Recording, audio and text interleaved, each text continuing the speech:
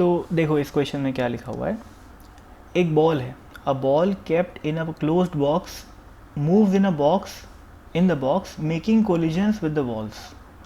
तो सपोज करो ये जो पिंक कलर की है ना वो बॉल है और वो ऐसे जा रही है, मान लेते हैं, ठीक है, हाँ ऐसे जा रही है, ठीक है। तो क्या होएगा, जब ये बॉल यहाँ पर पहुँच जाएगी तो कोलिजन होएगा, ठीक है। तो ऐसा कुछ हो रहा है यहाँ पर। अब क्या लिखा हुआ है कि बॉक्स जो है वो स्मूथ सरफेस पे रखा हुआ है। ये जो सरफेस है ना वो कैसा है, स्मूथ है, ये अपने को दिया हुआ है। अब देखो पूछा क्या है, velocity of centre of mass, option number A, of the box remains constant. यार ये जो बॉक्स का सेंटर ऑफ मास कहाँ पर होगा, बॉक्स का सेंटर ऑफ मास यहाँ कहीं पर होगा, बॉक्स के बीचों बीच। अब सोचो, ऐसा मान लेते हैं कि जो बॉक्स रखा हुआ है वो शुरू में जो है वो रेस्ट पे रखा हुआ है, ऐसा मान लेते हैं, और ये जो बॉल है वो वी वेलोसिटी से जा रही है। तो अभी एट दिस मोमेंट जो बॉक्स है उसका सेंटर ऑफ मास रेस्ट पे है, लेकिन क्या होएगा जब ये बॉल इस पे कोलाइड कर जाएगी यहाँ पर, तो क्या होएगा कि बॉक्स आगे बढ़ने लग जाएगा, क्योंकि कोलिजन हुआ है, फोर्स लगेगा, तो बॉक्स की वेलोसिटी कुछ आ जाएगी इस तरफ। तो जैसे ही ब्लॉक आगे मूव करना स्टार्ट कर जाएगा, बॉक्स उसका सेंटर ऑफ मास भी आगे मूव करना स्टार्ट हो जाएगा। तो वेलोसिटी सेंटर ऑफ मास की क्या कांस्टेंट रही, बिल्कुल नहीं, पहले वो रेस्ट पे थी सेंटर ऑफ मास, अब वो चलने लगा। तो ए ऑप्शन तो गलत, ठीक है। अब मैं बात करूँगा सी ऑप्शन की। सी ऑप्शन में बॉल के सेंटर ऑफ मास की बात किया है, ये जो बॉल है अपनी। अब बॉल को देखो ध्यान से भाई, बॉल मान लो शुरू में वी वेलोसिटी से जा रहा है, अगर बॉल टकरा गई बॉक्स से यहाँ पर, तो बॉक्स भी तो बॉल पे कुछ इस डायरेक्शन में फोर्स लगाएगा ना, पीछे की डायरेक्शन में। तो क्या होएगा, जो वेलोसिटी थी वो कांस्टेंट रहेगी क्या, नहीं रहेगी भाई। बॉल जो है जैसे जैसे बॉल मूव कर रहा है वैसे वैसे उसका सेंटर ऑफ मास भी मूव कर रहा है, लेकिन अगर बॉल पे फोर्स लगा तो बॉल की वेलोसिटी चेंज हो गई, तो सेंटर ऑफ मास की वेलोसिटी भी चेंज हो गई, ठीक है। तो क्या बॉल के सेंटर ऑफ मास की वेलोसिटी कांस्टेंट है, नहीं। तो सी ऑप्शन भी गलत हो गया। आगे बात करते हैं, अब बात करेंगे बी ऑप्शन की, of the box plus ball system, यानी कि एक ऐसा सिस्टम जिसमें ये बॉक्स और ये बॉल दोनों हैं। अब ध्यान से देखो, एक्स डायरेक्शन की अगर मैं बात करूं तो एक्स डायरेक्शन में जो भी फोर्स लग रहा है, इनके बीच में जो इम्पल्सिव फोर्स लगेगा कोलिजन की वजह से, वो तो इंटरनल है। वाई एक्सिस में बात करूँ तो वाई एक्सिस में तो क्या है, फ्रिक्शन विक्शन सॉरी एम जी है, तो एम जी को तो नॉर्मल रिएक्शन बैलेंस कर जाएगा, तो एम जी और नॉर्मल की तो टेंशन लेनी नहीं है। फ्रिक्शन है नहीं क्योंकि सरफेस कैसा है, ये वाला स्मूथ है, ठीक है।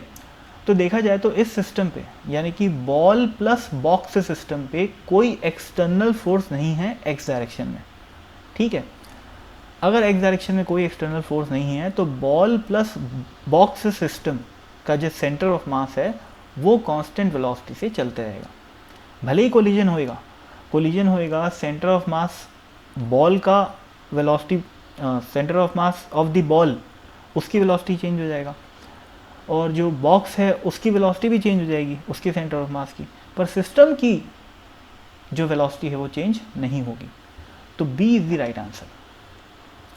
अब बात करते हैं डी की।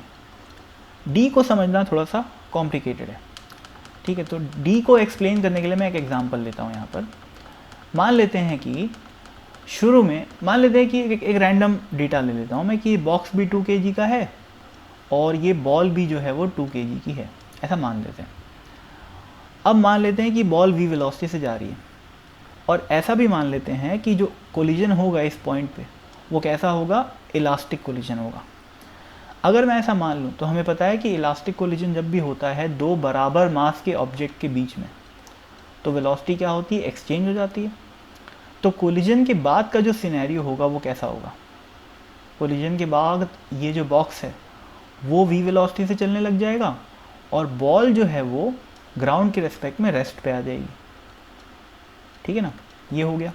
अब सोचो क्या लिखा हुआ है, velocity of centre of mass of the ball relative to the box remains constant. तो अब मैं सिचुएशन को कोलिजन के पहले और कोलिजन के बाद देखता हूँ। कोलिजन के पहले बॉक्स के रिलेटिव ये जो बॉल है वो राइट साइड जा रही थी, ठीक है, कितनी वेलोसिटी से, वी वेलोसिटी से।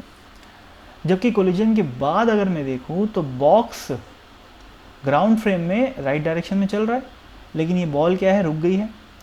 तो अगर मैं बॉक्स के फ्रेम में देखूँ इस बॉल को, तो क्या देखने को मिलेगा, क्या करूँगा मैं, इस वेलोसिटी को तो खा जाऊँगा क्योंकि मैं बॉक्स के फ्रेम में आ गया, और बॉल को ऐसे पीछे की तरफ दे दूँगा। ऐसा ही करते हैं अपन जब भी अपन रिलेटिव टू समथिंग देखते हैं। अभी मैं रिलेटिव टू बॉक्स देख रहा हूँ, तो बॉक्स की वेलोसिटी को खा गया और उस वेलोसिटी को मैं दे दिया बॉल को अपोजिट डायरेक्शन में।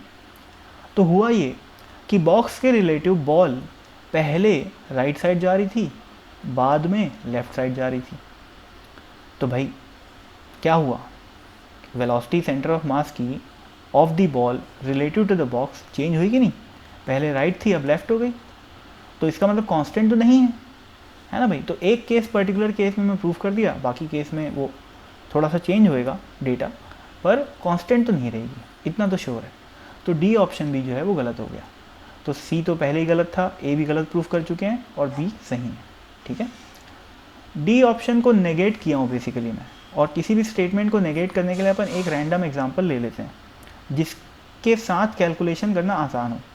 तो मेरे को ऐसा लगा कि इलास्टिक कोलिजन वाला जो एग्जांपल है उसको बहुत इजीली कैलकुलेट किया जा सकता है, तो इस वजह से मैंने ये एग्जांपल ले लिया। आप चाहें तो कोई और एग्जांपल भी ले सकते हैं, 2 kg 4 kg कोलिजन को इलास्टिक कर दो, कुछ भी कर दो। एनी हाउ आप प्रूफ कर सकते हो कि जो बॉल की रिलेटिव वेलोसिटी है विद रिस्पेक्ट टू बॉक्स वो कांस्टेंट नहीं रहेगी। ठीक है, तो that is it, B is the right answer. Okay, thank you.